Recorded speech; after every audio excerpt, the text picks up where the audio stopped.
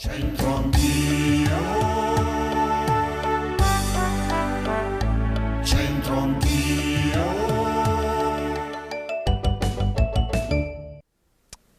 Di nuovo qui con Centro Anch'io, apriamo questa puntata in arme, ci armiamo, armiamo il cavallo, insomma una testiera da cavallo, guardatela qui, conservata nel Museo delle Armi Luigi Marzoli.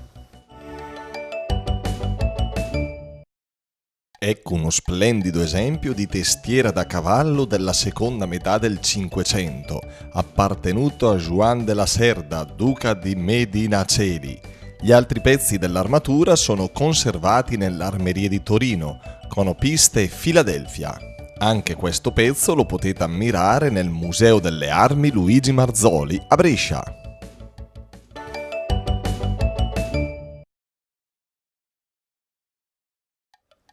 Proverbio meteorologico, anche quello di oggi. A Pasqua al pieuf solulia o soleuf. Pasqua è già passata e quindi sappiamo che questo è un proverbio che direi quasi sempre ci azzecca. Vediamo se lo conoscono i bresciani. Alessandra, quando guarda là, chissà quanti ammiratori là in televisione con questi occhi. Quanti uomini hai stragato? Nessuno. Senti, meteorologico è il proverbio di oggi. A Pasqua al pieuf solulia o soleuf, ovvero tu te ne intendi un po' di dialetto e o di meteorologia? Sì, a Pasqua piove sopra l'ulivo o sopra l'uovo. Allora, qui abbiamo trovato anche una squadra giapponese, vero Shinpei? Sì. Ma tu sei l'allenatore? No, sono interprete, non sono allenatore. Vabbè, c'è un urlo di battaglia, un grido. Ok. Watt, onegaishimasu. E questo è il grido? Nulla si è sentito. Fai fare un bel grido, va. Se no watt, minna di se, no? Ma si devono però un po' casare di più, altrimenti... Non vorrei fare un incidente diplomatico Italia-Giappone per causa di Centro Anch'io. Ma tu lo conosci il dialetto bresciano? No, zero. A Pasqua al pieuf seluli o soleuf. A Pasqua al piof se ul o salof. Detta benino però. Grazie, grazie. Forse sarai più bravo come interprete. Oh, in bocca al lupo, che in the book of the wolf. Ok, ciao, grazie, in bocca al lupo, buon football. Signore o signorina? Signora. Signora, come il nome scusi? Elena. Elena, a Pasqua al pieuf sull'ulia o soleuf, ovvero...